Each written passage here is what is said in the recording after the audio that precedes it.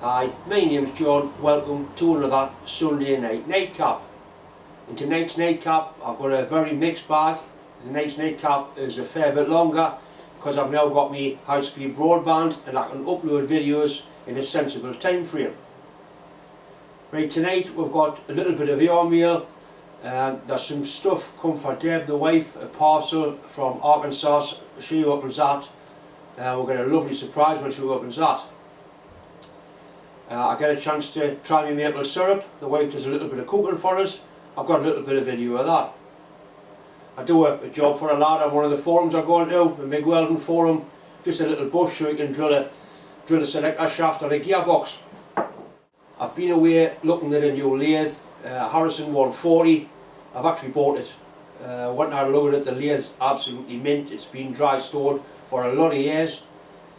We're coming to get the cupboard door open. The cupboard door was seized, but when we got it open, inside there was a brand new 4-jaw chuck, both the steadies, the faceplate, all the right bits and pieces for the job. It also come with a 3-phase rotary converter, so I can run it off proper. It runs proper 440 3-phase electric. I've brought some of the parts back with us off the lathe, the chucks and whatnot, the tailstock. I'll show them. The lathe will be coming next Saturday, so there'll be hopefully a shot of that getting delivered on next Sunday's video. I'm not sure what I'm going to do, whether I'm going to keep my box fan as well as the Harrison. I don't know. I'll get the Harrison up and running and see if it performs as well as a box fan. I may well sell the box fan as I need room. Hi, my name's John. And I'm Debs. There's a parcel arrived here from Arizona. I think it's for the wife Deb because it's got on here contains one quilt. So I think Deb should open it with a knife. Straight down there, darling. Are you sure? Straight down there, darling. That's it. It hasn't gone through that. It hasn't gone through this a bit. You want John to do it? I need that bit out. Right, cut it on. Careful with it, but a quilt in it, I think.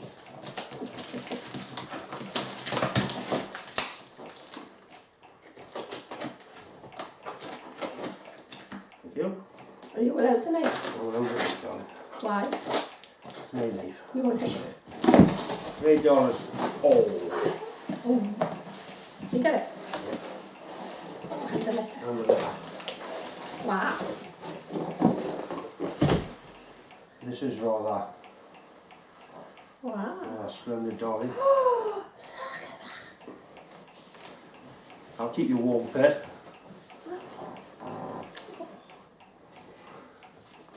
And a letter. Hey, don't cry. Could just be I think it could be a card for you, darling. Hey.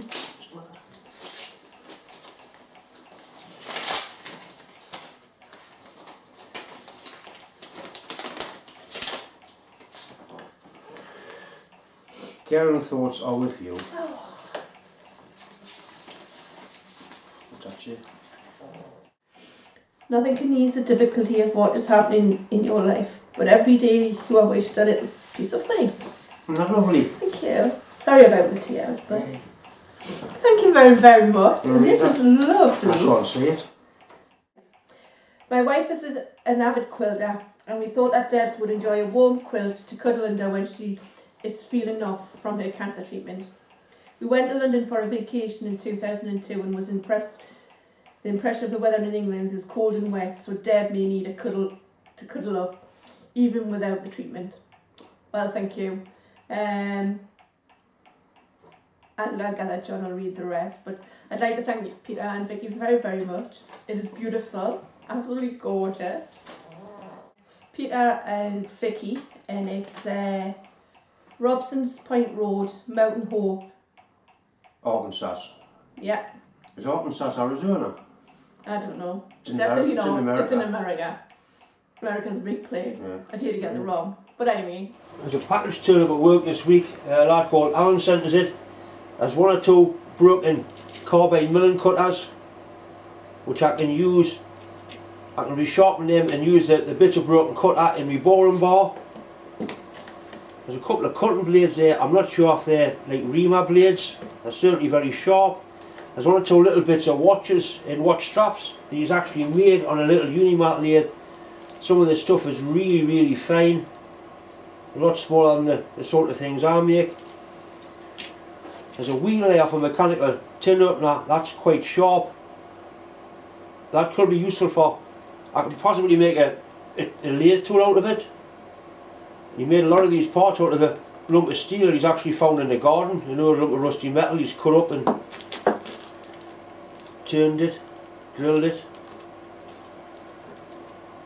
Some bits of brass bar there from an old Grundy tape recorder. That'll be bronze, it'll be good quality material. There's also this oil can. Now this certainly looks to have a bit of age about it. It's beautifully made, soft soldered together.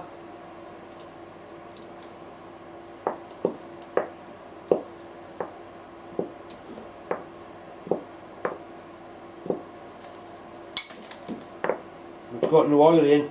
I think what I might do with that, I've got some tapping fluid for aluminium. I might put that in and use it for that. It certainly is a nice little item. Now the wife wanted to polish it up, but I think it'll spoil it, so I'll just leave it the way it is. Anyway, thanks once again. All these little bits of broken cutter will be put to use. I've got a box full of broken cutters, like that one there. That's been a carbide mill, a very small one that's broken. But that shank there, that'll be carbide as well, so that can be ground and used. There's a lad calling the garage yesterday at work with a beautiful bunch of flowers for Deb, the wife. Bunch of tulips are just starting to open up. He also had some big centre drills he gave me. Anyway, Chris, thanks very much. Really appreciate it. Deb was over the moon with that card.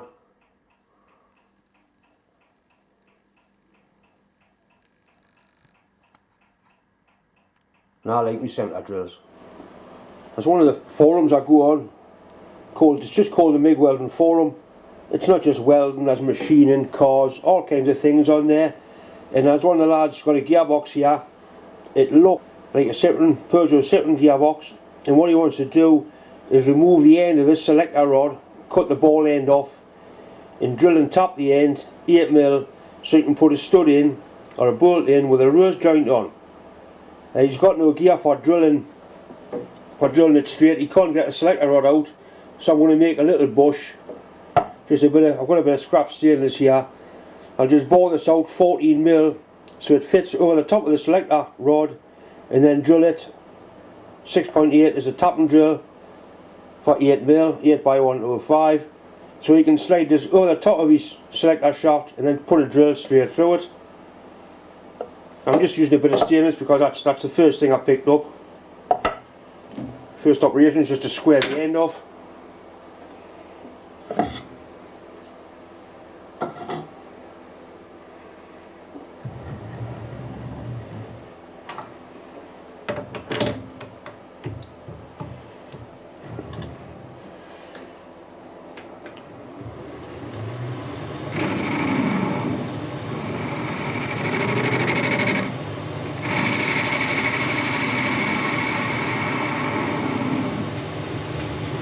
Square the end off, and I'll break that edge straight away.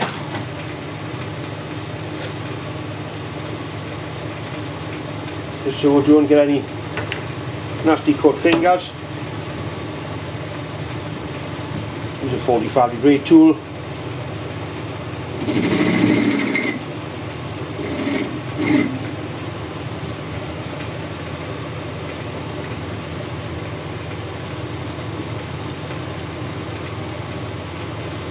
Tools a mile above centre for some reason.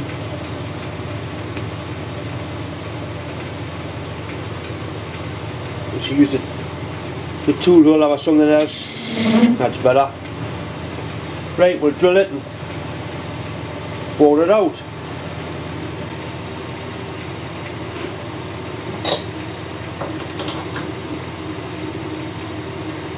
Centre drill first. A bit of cutting oil.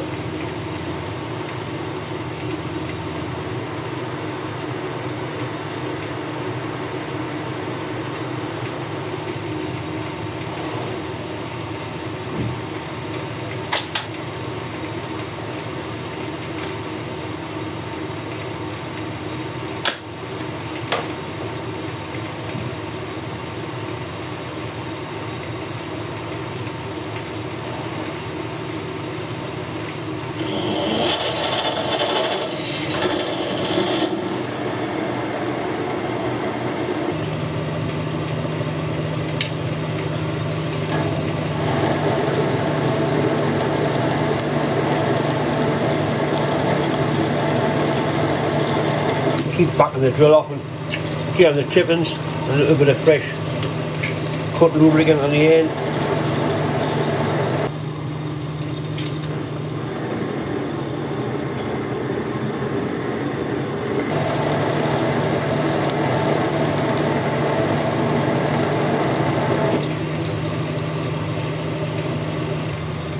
.8mm drill, which is the tapping drill for 8mm, 8x125.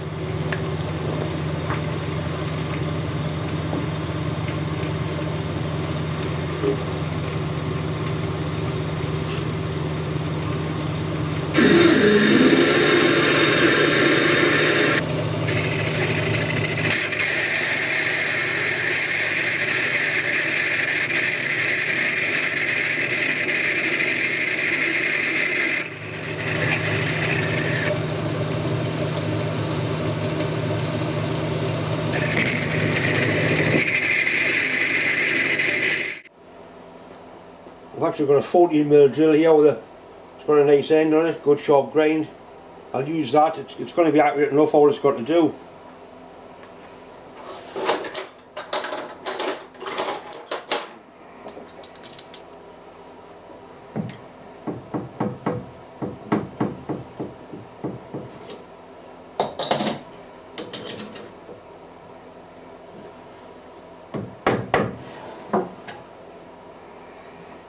Slow the lathe down just by dropping it into back gear.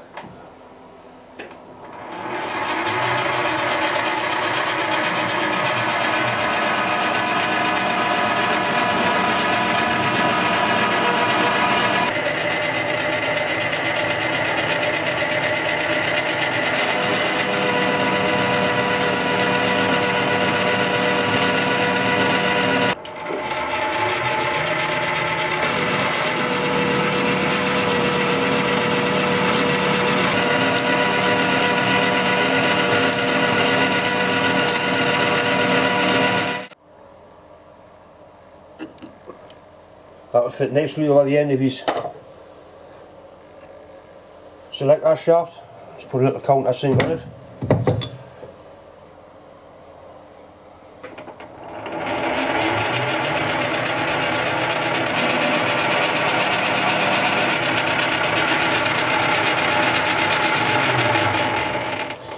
That was break edges and ends on.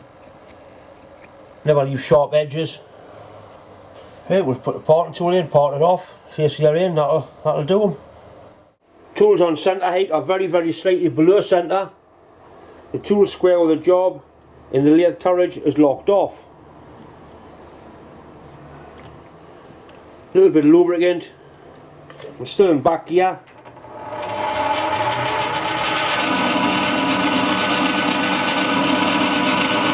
Once it starts to cut, just keep the pressure on, nice gentle pressure.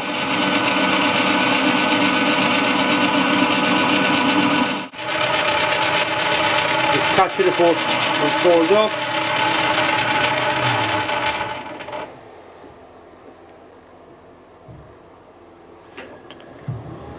And just face the end off. Put a nice chamfer on it.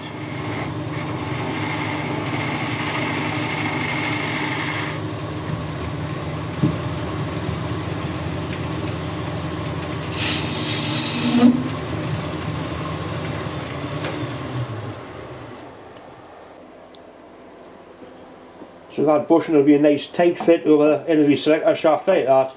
Then you can drill down through there and that will keep it nice and square and central in your selector shaft.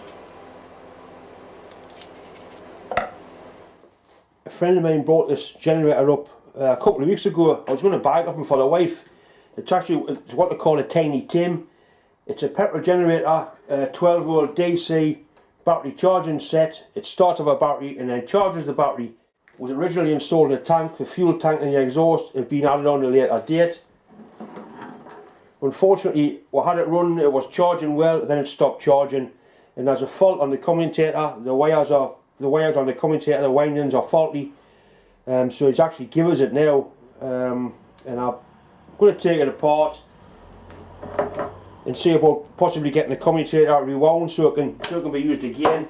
I was going to buy it for Debs, so once it takes a lister, to the vintage rallies, she'll have a little generating set as well.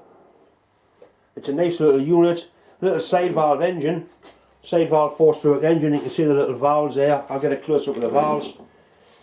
I'll take it to bits and I'll repaint it, probably all in one colour, probably khaki, the colour it was originally. But it would be nice to get it running and get it charging again. Turn it over, you'll be able to see the valves moving up and down the side valves. There they are. And you can see the springs anyway. See the engine, it does still run,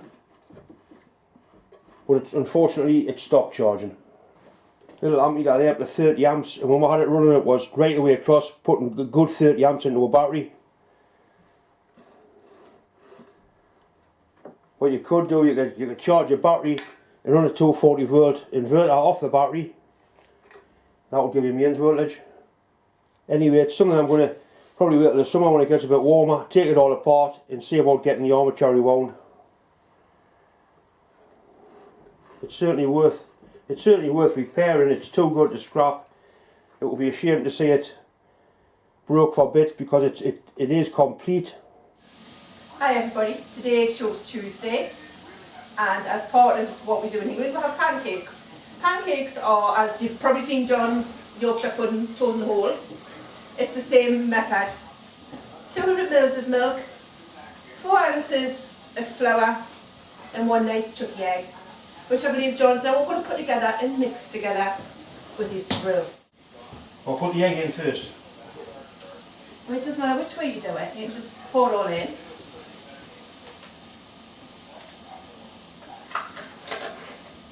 Wonderful. And crack your egg in.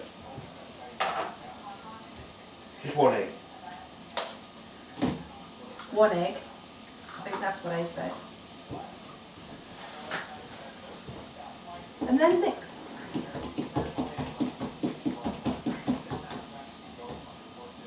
Where are you going to put the baggy spoon? Fork.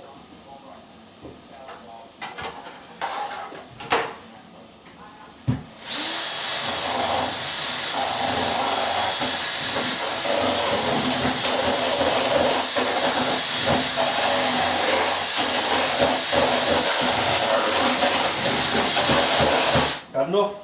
Well, you need to get the rubbish off the side. Take the thing out. And the thing, it's a drill. Go and feed it up again, you'll get the lumps out.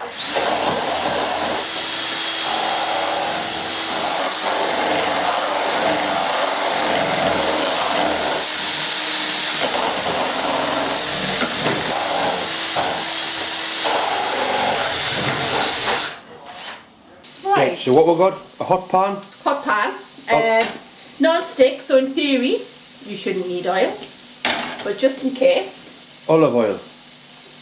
Well, I use olive oil. Virgin olive oil. It doesn't matter. Okay. So, here we go.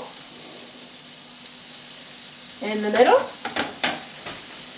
I believe you probably call these crepes, as we call them pancakes.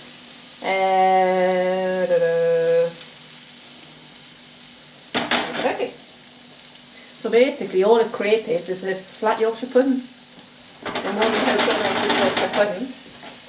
Okay, so it's cooking away. And it should, in theory, move as it cooks. Is it sticking? Yeah. Oh, just looks like. Are you going to throw it?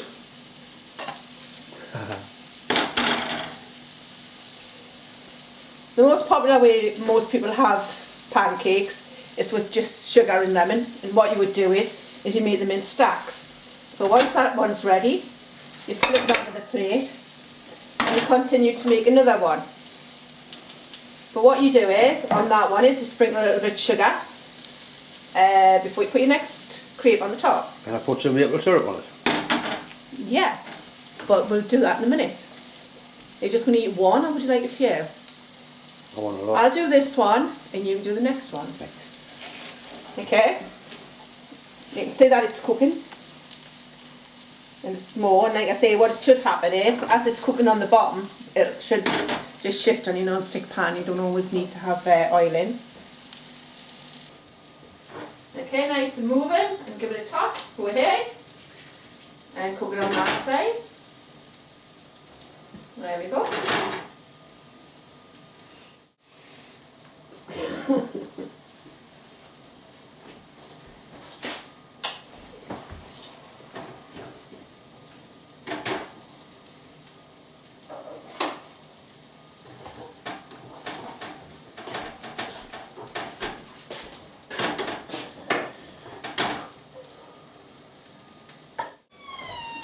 How are you doing, darling? Splendid, darling. Have we flipped it yet? Yes, darling, I flipped it straight over. Well done.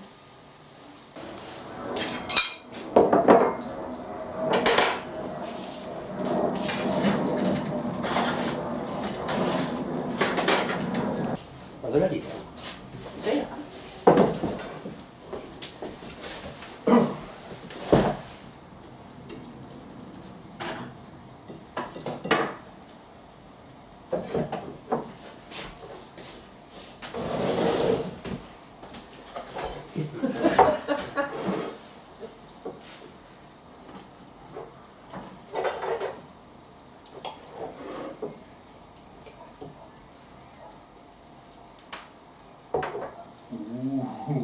Nice. It's like syrup. Lovely. Is it made from maples? Maple syrup. I think it comes from the maple tree. Look at it on the internet.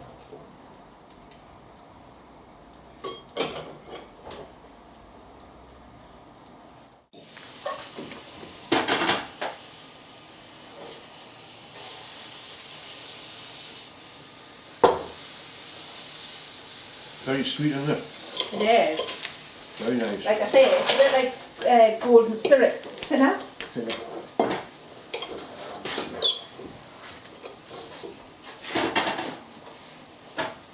I don't like maple syrup. It's very, very sweet. It's too sweet for you. It's too sweet for us. How do you feel today, darling? So. You two you felt like shit. Well, I do. You're going to eat that one? No, you can eat that, but I've just made a little mini one out of what was left. Okay. You're going to have the little one. I'm going to have the little mini one. This is some of the stuff that come with the lathe. That's a special sleeve that goes in the headstock there, very hard to find. Bollocks. There's the extra jaws for the 3-jaw chuck, 4-jaw chuck. Tailstock with a mint Jacob's chuck on it, there's no wear at all on it. Unused. Change wheels. The steadies, there's a lot of tooling. There's a load of high speed steel tooling and a lot of butt welded carbide stuff. A nice boring bar. The clock gauge come with it. Very, very happy really with what I've got. The big spanner there for removing the chuck. Quite a lot of tips. A set of milling cutters. I've never had a full set of milling cutters before. Absolutely brand new, unused.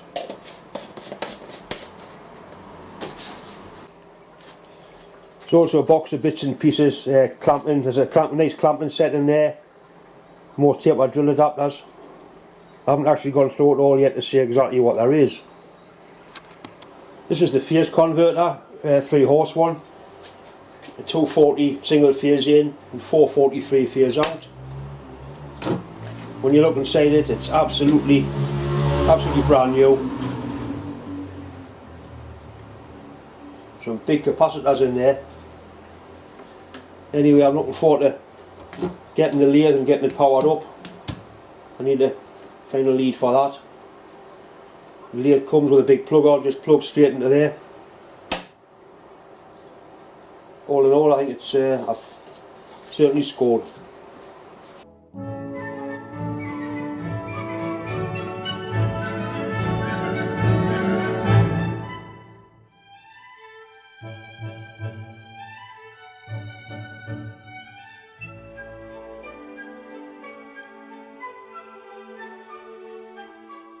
Thanks once again for watching, thanks for subscribing, but most of all, thanks for all the well wishes and cards you've sent for Deb, my wife.